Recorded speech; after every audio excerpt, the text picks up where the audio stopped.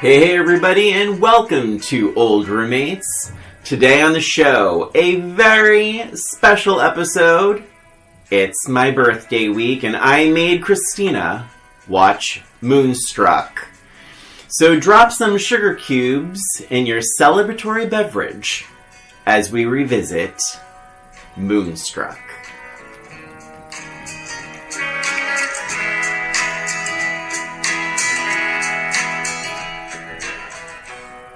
Hey everyone, it is Old Roommates, the only podcast that revisits pop culture through a middle-aged lens. This is Christina. And this is Brian. And yeah, it's Brian's choice, everyone. He's been talking about Moonstruck probably since the beginning of this podcast. 1,000%. If not prior. Yeah. He's been dying to revisit this, and I... believe it or not, up until this podcast a couple weeks ago, had never seen it.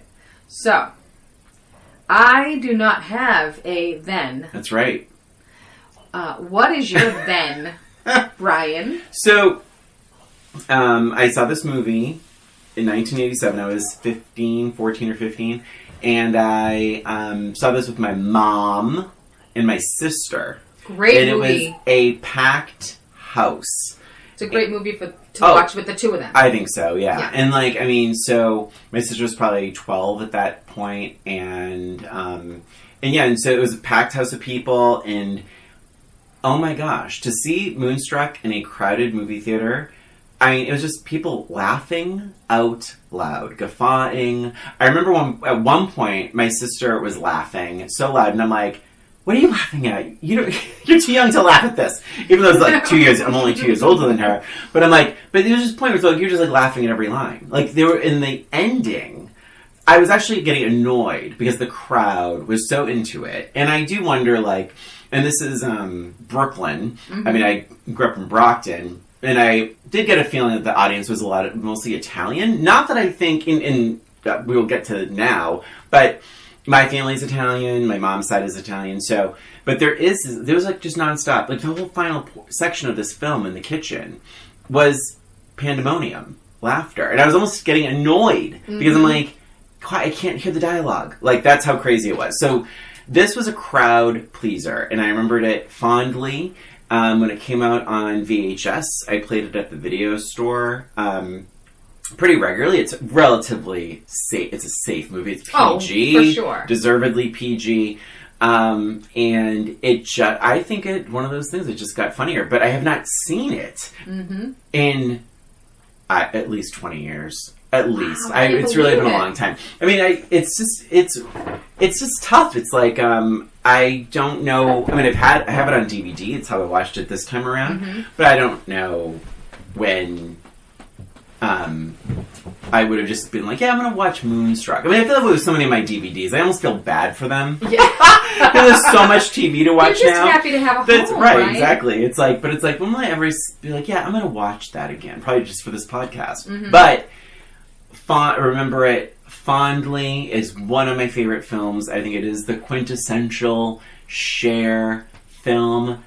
Snap out of it, and all that stuff, and these iconic little moments, but she won the Oscar for this, Olympia Dukakis won an Oscar for this, the screenwriter, John Patrick Shanley won an Oscar for this movie, and got a lot of other nominations, but it's just such a tight, funny,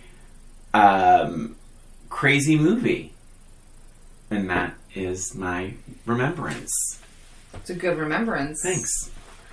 I hated it. No, I'm just kidding. So now we can go into now. Let's go into a now. Yeah. So I don't live under a rock. I've heard of Moonstruck. I've known of who was in it.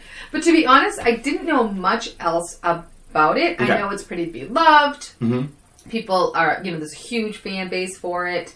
And I know the one scene it's what you just said. Yeah. Snap out of it. Like that's the only nugget of information I had from this movie is that. And, I gathered it was a comedy. I just kind of assumed it was a comedy. I thought it was more of a romantic comedy than a comedy. Okay. If I had thought about it, I would have thought. And it's kind of based on like the cover. Mm-hmm. You know, if you think about the cover, it looks like a romantic comedy. But I really, for the most part, went in it like not knowing much. That's awesome. So I like that. Yeah, I mean, it was very effective watching Xana do that way. Mm-hmm. Yeah. Your other choice. Yeah. So, but yeah, so I like kind of, you know, turned it on, full attention. And I mean, honestly, like the first, as it started, I wasn't super impressed with it. Like I was like, all right, what's going on? I felt like, my first overall impressions was like, it was a little bit slow to get started for me. And again, a lot of it was because I didn't know what was happening. I didn't know if, like, I thought if something was going to happen, like, what is going to happen? And I was a little bit annoyed with Cher's character at first. Okay. Because I thought it was a little exaggerated. I thought her accent was a little exaggerated. And I thought just her overall personality was a little bit over-exaggerated. Like, okay, I get it. She takes care of everyone except for herself. Okay, I get it. But I felt like they were, like, shoving that down my throat at first. Mm-hmm. I will say that feeling did not carry through to the movie. I did... I don't know if it's because of... I don't know if the movie itself mellowed or I just got used to it. I think it's more or less I got used to the whole whatchamacallit? Pace of the movie. Yeah. Like just the whole overall feeling of the movie. I think I got used to it. Mm-hmm. And I think Cher's accent got better and like a little less exaggerated. I think, as the movie went on. But I could be wrong. Maybe I just got used to it. Mm-hmm. But I think overall I liked it. Yeah. I did like it. It's different than what I expected it to be. Mm-hmm. The cast is fantastic. Mm-hmm. You say some stuff. Because I'm just going to tell you all about it. I think it's like...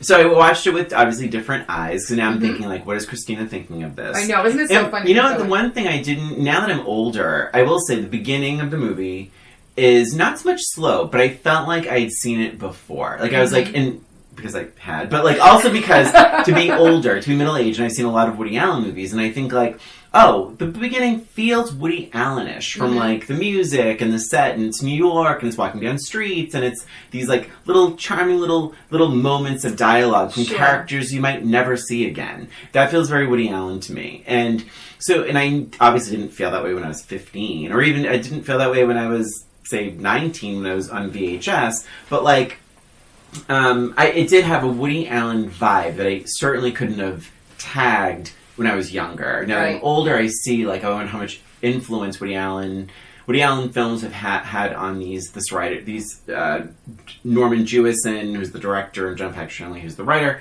I don't know, but then there is a shift because the which is something not quite Woody Allen-ish at all, which is like the emotional charge of these characters. Everything is so dramatic, where usually Woody Allen's characters try and suppress things. This is the opposite. The characters are like, bah! Like everything is like a moment, a speech, a heavy dialogue. And I don't know why, and Christina, I'm going to say this, I think it gets funnier and funnier. I think you've never seen it before, you watched it once. I bet if you watch it again, you will laugh. You'll just pick up on things. You'll get used to that dialogue and also the accents. I think you're right. Like with Cher in the beginning, it's like the accent is a little bit, I don't think it's a bad accent. And I think it's a great performance. I think once she becomes more interactive with her family, the accents all sort of merge into this like movie tone, this dialogue. And that's the word I was looking for. Okay. The tone. The tone of the movie. I figured out what the tone of the movie was. Okay, go ahead. Sorry. But it's just funny. Like, even little things I didn't notice before. When Johnny Camilleri, played by Danny Aiello, he is explained to Cher that he has not talked to his brother Ronnie in 5 years. And do you remember his mannerisms. And you probably wouldn't because you didn't know what you know now. Right. He does this, and he sticks his hand out, and he says, 5 years. And then he looks at his own hand and grabs it and winces. And you don't know why. But then you realize later. And you, wow, his brother lost his hand. Because she's like, why 5 years? And he looks at his hand and he's like, bah! And it's like this, but even that little moment, it's so dramatic. And then, like, his dying mother is in the background just screaming things in Italian. And to the movie's credit, they don't give you subtitles.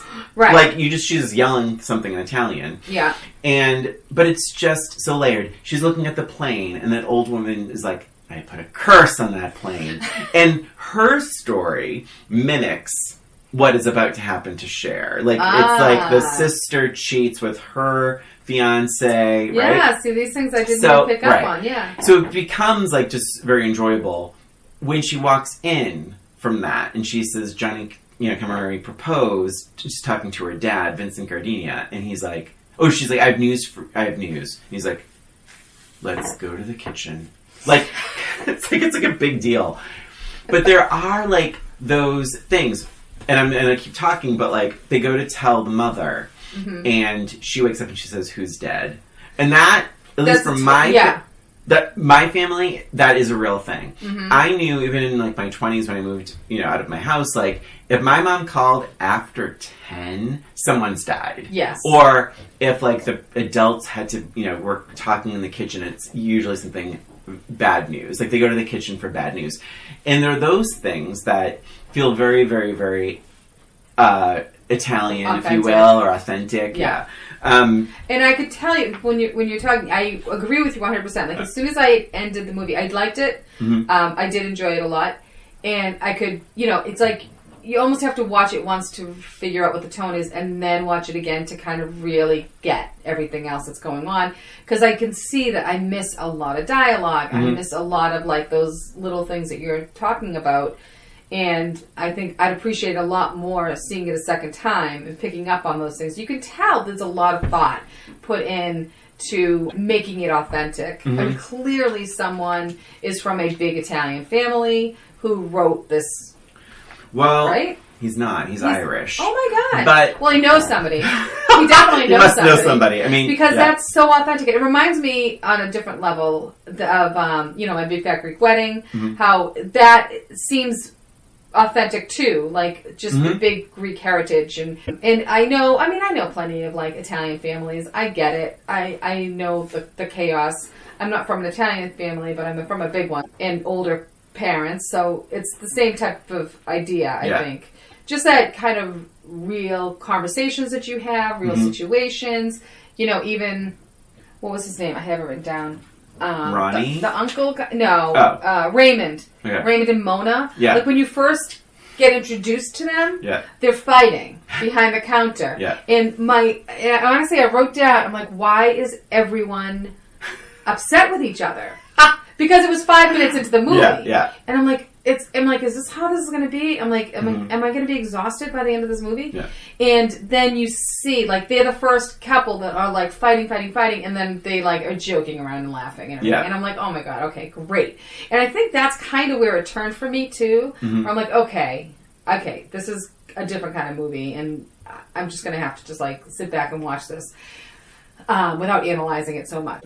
And I didn't really write, I wrote some notes, but not too much, because I did want to sort of watch it with new eyes, as opposed to just watching it for the podcast. Yeah. Well, what I'll say, too, is, like, it really occurred to me just on this viewing, it's like, this is just 2 nights, or 3 nights. This is a really short, a small time span. Yeah. And what's funny is, like, you really pay attention to the characters and their behavior, like, with the moon. So, like, even when she's buying, like, the celebratory bubbly for her news, the people are arguing, and they're like, she's like, you are a wolf. The way you're talking to that customer in here. And she's like, when I look at you, I see a wolf. And he's like, you know what I see when I look at you? And she goes, what? And he goes, the girl I married. And she goes, oh. Right. But, it's kind of like being compared to, like, well, it's going to be that moon again. And it's like where everyone falls in love and people make mistakes. But I just thought it was so well done, and I think, like, different things jumped out at me. Oh, well, really quick, I think you know this, but like, did the bakery look familiar to you? Because it's on Sackett Street in Brooklyn, which is where I lived. That's so cool. And do you remember when you and Jen visited? And I was like, I'm trying to find that cranberry walk. And I remember the very first time because I'd only lived there for a short time, and I didn't know where anything was. And I was like talking to Carl. I'm like, "Hon, where's Cranberry Walk? Where's Cranberry Walk?" And he's like, "That's the Brooklyn Promenade." I'm like, "Oh, okay." The address. When Danny Aiello was ordering the cab, 19 Cranberry Street. Oh. So it's all like my old neighborhood, like when I lived in New York. Oh, and it was awesome. really, really sweet. And but the bakery now is like a chicken restaurant. It's like a little chicken place.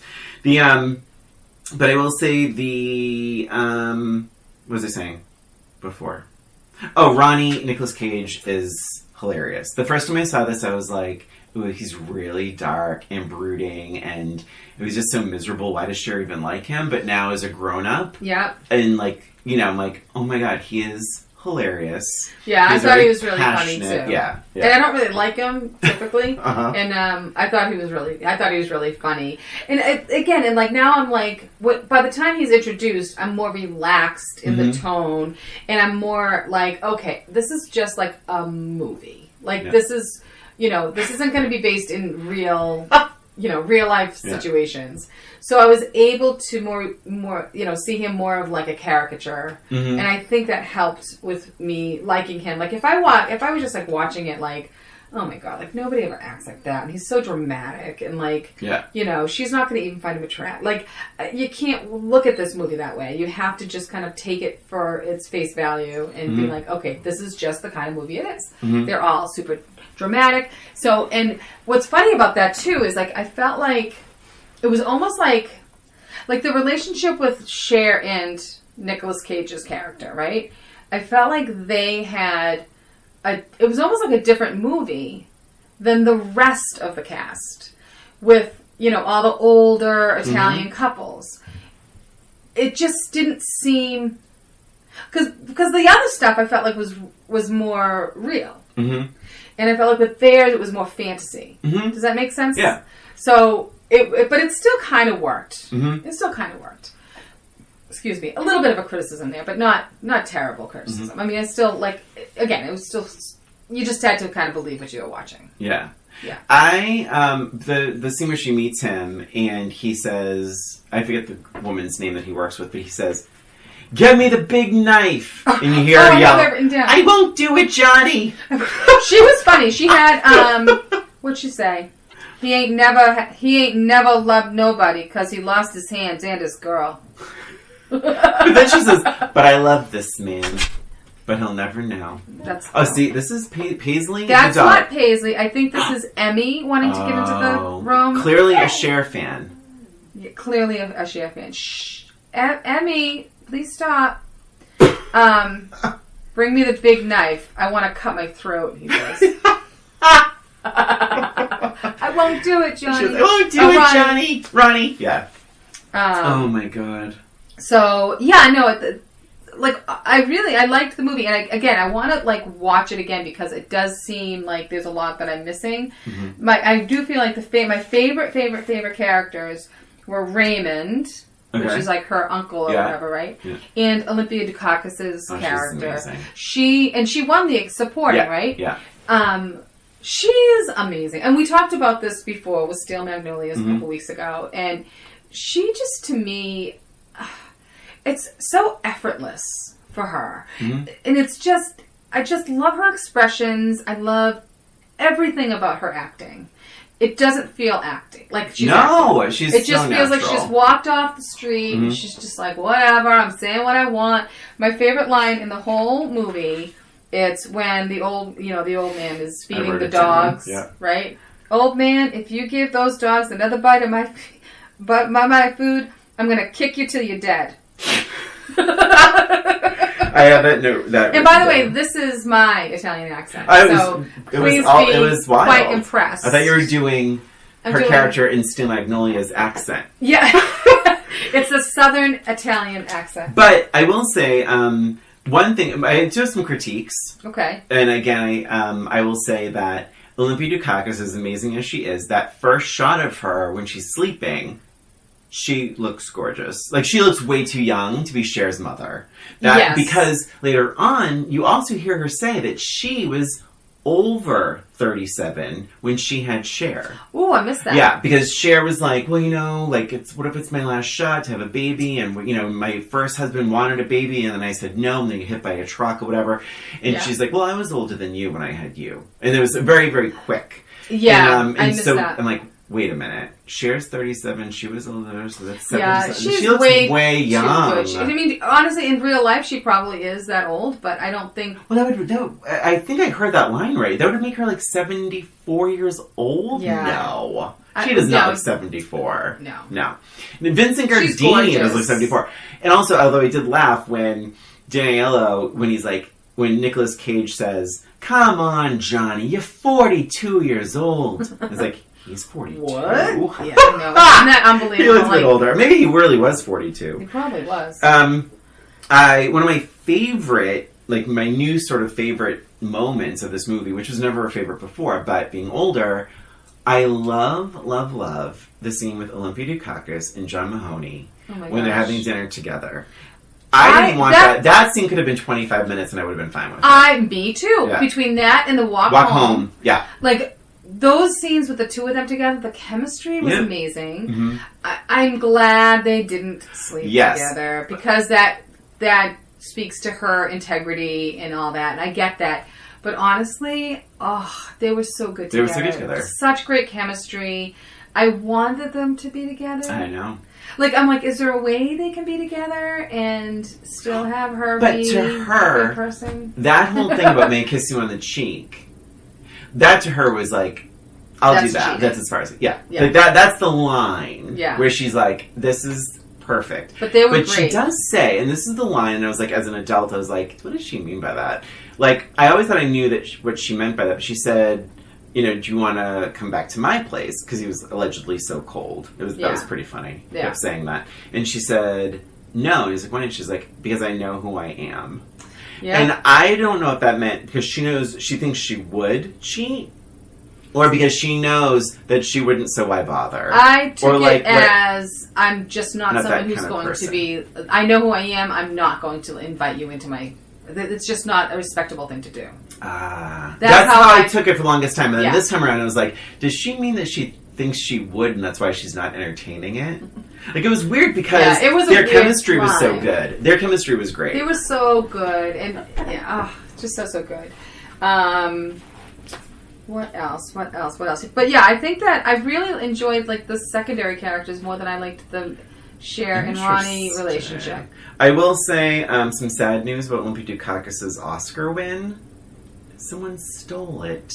It's so weird, and it's a weird story too, because they stole it and they left behind her nameplate on the Oscar. So they ripped the nameplate off the Oscar but stole the Oscar. That's so weird. It's like... Well, he wanted to probably sell it or something. I guess you could always... Right? Or maybe he was like... Whoever... I keep saying he. But maybe it was like... Whoever stole it was like, I don't want to be that much of a jerk. She won it. So I'll leave the nameplate. She can get another Oscar and put it on that one. Yeah. It was just so weird. That stealing is weird. someone's Oscar. Oscar. Well, I'm glad she got her nameplate, because that's more important than the Oscar itself, right? I guess the so. Nameplate. But, and then I liked when she said to John Mahoney about something her mother used to say is, don't shit when you eat. Yeah. Yeah, I've heard that expression before. What else? The Moon storyline was cute. How everybody just changed. Mm-hmm. One other critique. I'm sorry to say, the makeover of Cher was just too much. Which part? The hair salon appointment, or the second scene? The second scene I have a big problem with. But ahead. Well, I mean, yes, taking out the gray. I'm glad they started with that because obviously that's what made her look a lot older and fluffier. Yeah. But then, I mean, the next one was just too... It just didn't seem like her. It didn't seem like something she would want. And it was just, flawlessly done. And, it was too much. Too much of a change. It just didn't seem believable. Well, if you imagine, she's already doing shit she never thought she would. Like when she has sex with someone she met in a bakery basement. Mm-hmm. 20 minutes later, they're drinking and having sex. Her fiance's brother. So it's all these taboos. It's all this bad luck. And I think she is like, and I bought it. It was like, well, she's, already going to hell in a handbasket. She might as well look good. Yeah. She sees and it's like, what I love is that she sees the dress, meaning if you remember the scene, she sees the hairstyle. She sees the dress in the window. She gets the dress in the window. She doesn't know herself. She doesn't even know what would make her pretty. Mm-hmm. So I think I think that does speak to Loretta, the character, because I think it's she doesn't even know style. She's a little she's a sort of, I don't know, not negative, but she's a sort of a lonely bookkeeper woman who's engaged to be married to a man she doesn't really even love. She doesn't even love. She flat out says it. She says it, yeah. She doesn't love him. So I think she's she wants to be this woman, but she doesn't know how to be this woman. Yeah. And this man has awoken something inside of her, and she's going to play that, play the role, and if she's going to, I guess, go all in, she's going to go all in, and just for this one particular night. And she knows Johnny's coming back, so who knows? But I think it's because Nicolas Cage character found her so sexy that she wanted to sort of, I guess, look good for him. Mm-hmm. But my issue with that was the other scene where, and it's mostly because of the music. There's this very 80s music playing over the fireplace scene. Yeah. They're showing the shoes in the box. They're showing her face in the mirror, and it's that was a lot for me. Yeah. It was it's Cher. And I felt that way about Barbra Streisand when she did The Mirror Has Two Faces. It's these actresses, these celebrities have these makeovers to look like how they usually look. Right. You're this mousy person, but now you look like Cher. And you're this mousy person, you look like Barbra Streisand. So is there something kind of funny about that in its own way? But it felt real that Loretta would do this because she didn't know what else. She wanted to do it, but she didn't know how. So of course she's going to get the dress in the window, the hairstyle that she saw in the window. And it's all that kind of stuff that it felt like something she would do. Yeah. I just thought it was a little too much. Mm-hmm. I don't know. I just felt like it was I'm going to have a whole makeover now. Well, we're pushing her too. I thought it was really funny. I thought it was really funny when she came in and she says, I'm going to take the gray out, and everyone goes crazy. Finally! And I thought it was really cute that I felt like he also got a little bit of obviously looks a lot different, cleaned up and everything. I don't know if it was considered a makeover, but I thought it was funny how they both looked so different. They didn't even find each other. They couldn't even see each other because they both looked so different. Mm-hmm. So that was kind of cute. I wrote what's with the opera in the 80s? I know. With Pretty Woman, yeah, and now Loretta. Well, wait a second. Moonstruck was first. Okay, well, whatever is first and whichever's second. Same basic thing. Yeah, they cried at the opera. Basically in the same chair. I think they're in the same booth. Do you know what happened the first time we went to the opera? You sat up there? Did you cry? Wait, Christina, 1 second, please. Did you cry? Carl loved the opera, and I'd never been to one, so he was all excited to bring me to the opera. And so I told my boss, I was working with Dennis Miller at the time, and he's like, oh, you're going to that opera? He's like, that opera is 5 hours long. And I'm like, oh, really? I'm like, well, maybe, it's one of Carl's favorite operas. It must be great. So I'm sitting there, and it's big and dramatic, and it's in German, and I'm reading the subtitles, and it's crazy, and they have little digital subtitles in the back of the chairs, and I'm kind of dozing off, but then I'm awake, and then I'm invested, then I'm falling asleep again, and it's over, the lights come on, everyone starts clapping, I put my coat on, and I'm like, hon, I have to tell you, I really thought I wasn't going to be able to make it, but I cannot believe I just saw my first opera. That was amazing. He's like, this is the intermission. And there's 3 intermissions tonight. Oh, God. I was like, holy Mary Mother. Operas are long. That's the thing for me is there's very few short operas. Operas tend to be on the longer side, certainly longer than a movie. Yeah. So, but your first opera, I applaud these movie characters for staying awake and having it affect them, since it's in a different language. and they're completely invested. So more power to them. Yeah, just being able to pay attention that long. Thanks. But then, they all, whatever, they just get transformed. Well, they cry and they cry, and that was the other thing. Like, she's sitting there watching, and a tear goes down her cheek. Yeah.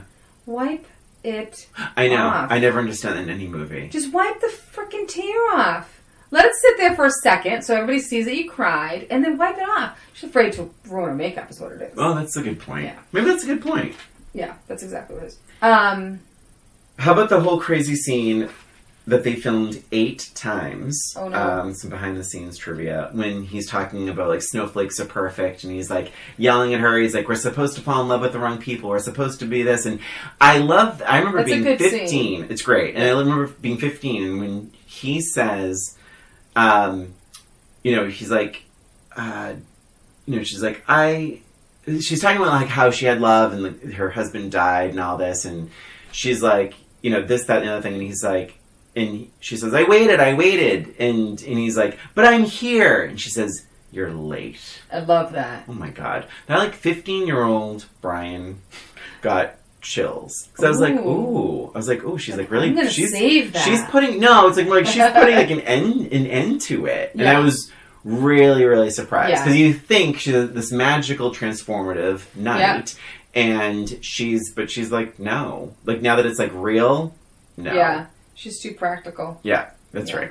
The Danny Aiello character was good. I mean, effectively, boring, and, like, you could see her deciding to settle with that one. Especially knowing the family.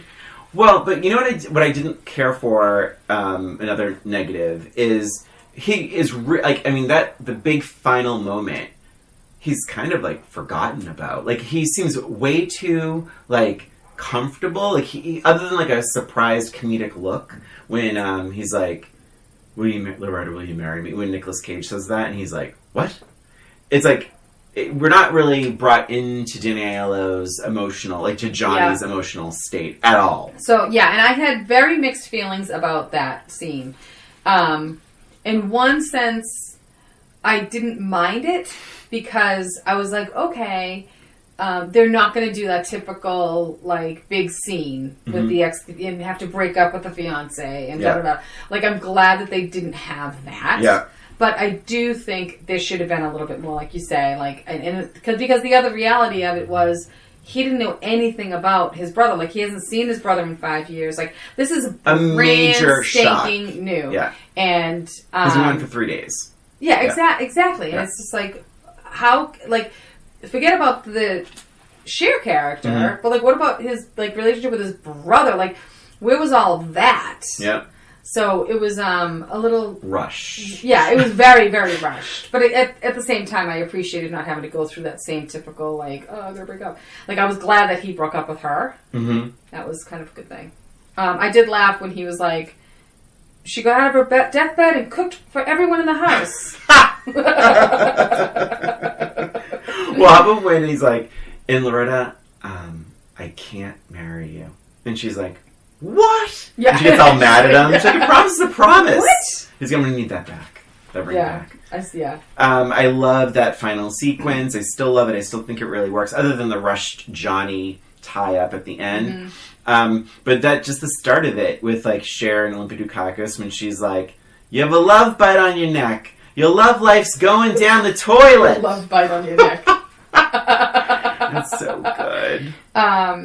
And I love the whole, like, the aunt and uncle going, is there anything you want to tell us? Oh my god, Christina. But Cher's face when she realizes, like, that's really good acting. She's really like, she does have to act surprised a lot, like every time the doorbell rings or something happens. But that scene where she realizes she never dropped the money off at the bank, her face is like, feels very real. And then even then they're like, oh, I knew there was something that, Yeah, he said, your favorite character says, we never suspected you. Yeah, we never suspected you. And then even at the end, do you love him, Loretta? I love him awful. Aw, that's too bad. And then, what's the matter, Pop?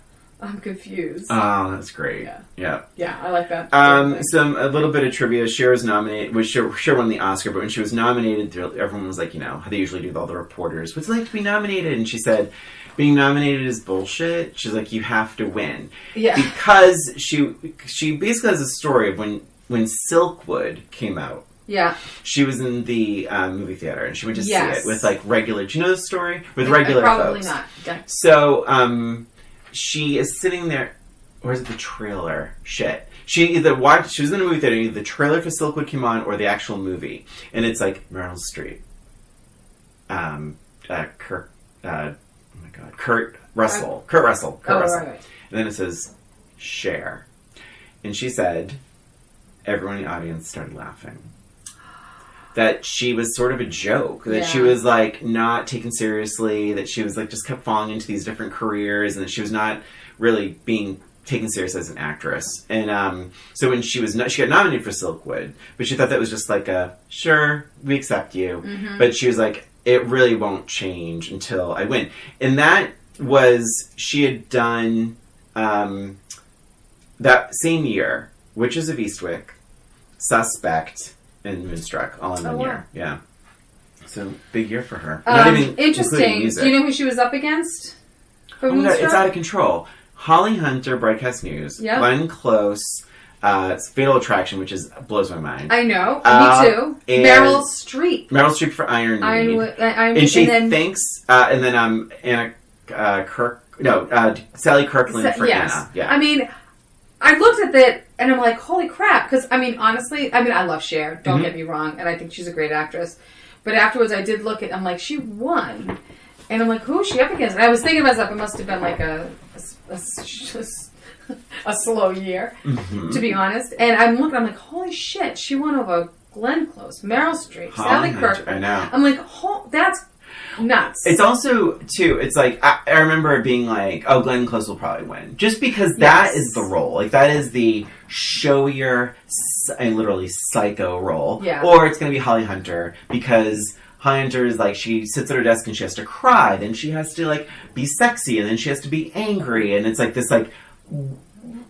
Whereas Moonstruck is relatively light. Well, you never see a comedy win. Not back then, especially. Yeah, you see it more nowadays, I think. But the role is, first and foremost, to me, it is a comedic role, and it's definitely. and she is truly funny. There's and she just it's a lot of reactions and disbelief and it's really a transformation. I guess if there's one thing, it's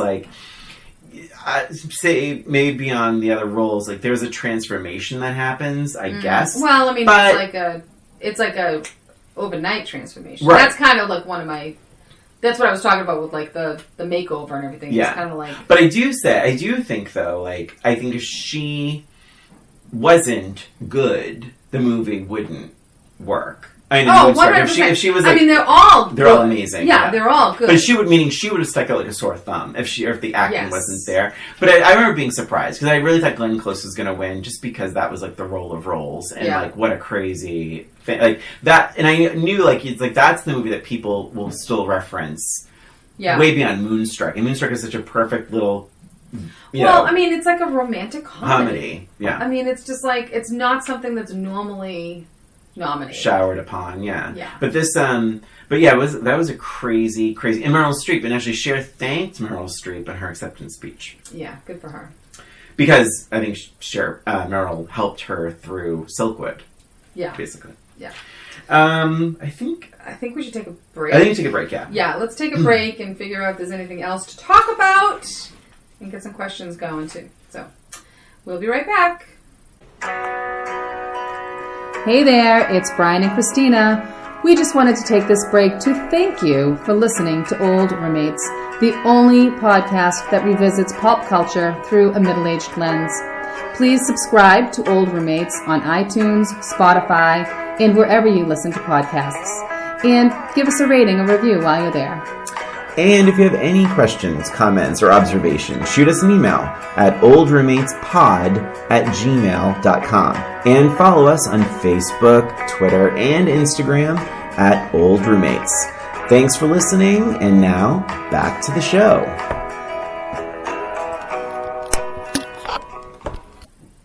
And we're back on my birthday week. Happy birthday, Brian. Thank you. I made Christina watch Moonstruck, a film she had never seen before. She didn't completely love it, much to my dismay. I liked it a lot, I think. Would you ever watch it again? I would like to watch it again, actually, because I do think that's one of those movies that you're going to pick up so much more. And I think it is a movie that you like more and more the more time you watch it. So, and again, not a dislike, just... But you like the supporting stuff more than the central story? For sure. Okay, that's a for sure. All right, yeah. Cool. I have no further notes. I just wrote little dialogue things. Like, I liked when John Mahoney's character says, I'm a little cold, and she says, you're a little boy. Oh, yeah, that was good. And just their scenes together are so good. And, yeah, that's kind of it. Just a lot of great dialogue. I mean, I actually had to stop taking dialogue, writing quotes down because it's a lot of them. But and it's a lot of work because you have a lot of, it's fast. It is fast. And is a lot of words, so you would have to, like, pause it constantly. So questions. I have an FMK. Oh, okay. If you're interested. Sure. I'll do that first, yes. All right. All right, so your choices are Ronnie, Nick Cage, Johnny, Danny Aiello, Aiello, and Raymond by Louis Gass. Raymond was in an episode of The Golden Girls. Oh. And what it was is he was dating Sophia, but every time he went with Sophia, he had to bring his sister along. Do you remember this episode? No, I don't remember it. And the sister was played by the woman from Laverne and Shirley, Mrs. Babbitt. Oh my gosh! Okay, remember her? Yeah, Edna. Yep. Oh, Edna Babbitt, I think was her name. I forgot her real name.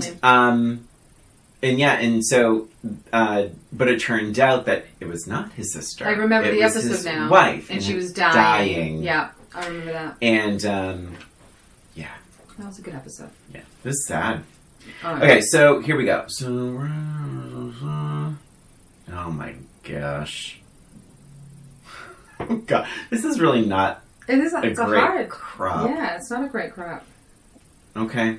I'm surprising myself. Okay. Wait. Okay. I think. Okay. This is tough, Christina. Was it? Did you answer too for yourself? Or do you know what you would say? All right, I'm just gonna go. I would. Yeah, I think I know what I would say. F. Ronnie. I think I would marry Raymond and kill Johnny. That's what I said! Is that what you would say for you, too? I think that's what I would do, too. I think so. I mean... Yeah, because Johnny... Oh, my God. Yeah, Johnny is really... He's a mess. Yeah. Like, he's like... First of all, you don't propose with a pinky ring. Well, he didn't even know. He didn't get on his knee. He didn't have a ring ready. Like, what went behind his proposal? Yeah, it was kind of weird. He was like... He was afraid of his mother. I mean, like, come on. Yeah, there's nothing really redeeming about that one. No. And honestly, that scene bothered me, too, because... He gets down on his knees to propose, and on his knee to propose, and everybody in the restaurant was like surprised, and I'm like, have they never seen anybody propose before? It was a weird reaction from the crowd. I noticed. You know what made me feel weird? Well, I've seen that had that same impact was when your favorite Raymond is in the store. And he's like, the moon, da-da-da, and he's being all flirty and crazy, and his wife was getting a little annoyed. And the customers in the store all just started laughing. Yeah. And I'm like, I wonder if that was planned. It's something about it seemed a little too raw. He just started improvising almost, and they just started laughing. It felt a little was that supposed to be in the movie? Oh, I love weird. it. Yeah. That's funny. All right, my question for you. Yeah, but anyway, yes, the rest speak for themselves, Ronnie, sure. And, yeah. And Raymond, he'd be a fun husband, I think. Yeah. The only thing is, I think after you were to be with Ronnie, he would never let go. I feel like you'd be... Yeah, you'd have to you might need to kill him. Kill him. Or... Can you F and then K him? So, all right. To that point, Ronnie is so intense. Ooh, how intense is he? His Valentine's Day candies don't say things like, be mine, or hug you. They say two-word things like, they say blank. And I'm giving you two words. Yeah, I gathered that.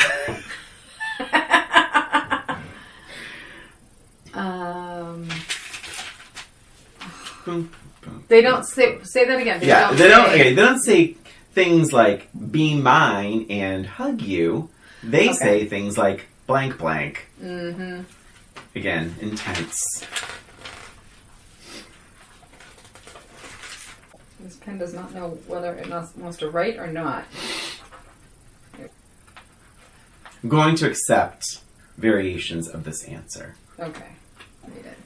Ding. Okay. Ding. All right, Johnny's so intense. His Valentine's candies don't say things like, be mine. They say things like, blank, blank. Marry me.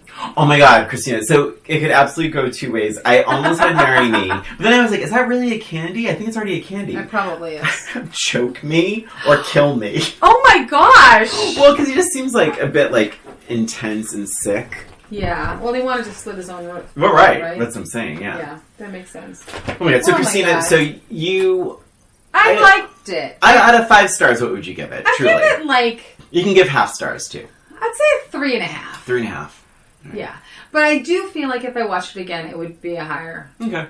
Yeah. And I loved it all over again, loved it even more. Oh. I think the acting is just so solid, and the ancillary characters, to your point, I think are so much more powerful now that I'm older to appreciate what that experience is like. And we didn't really mention Vincent Gardenia's affair and all of that stuff, but it's there's so many little stories, there's so many characters, but it's done so well, and I loved it all over again. Awesome. And that is it for us and for this episode of Old Roommates. Thanks for listening. Please subscribe to Old Roommates on iTunes, Spotify, Stitcher, and wherever you listen to podcasts. And give us a rating or review while you're there, please. If you have an idea for the show or a suggestion or comment, you can email us at oldroommatespod@gmail.com. And don't forget to follow us on Facebook, Twitter, and Instagram at Old Roommates. This is Christina. And this is Brian. Thanks again for listening. Until next time.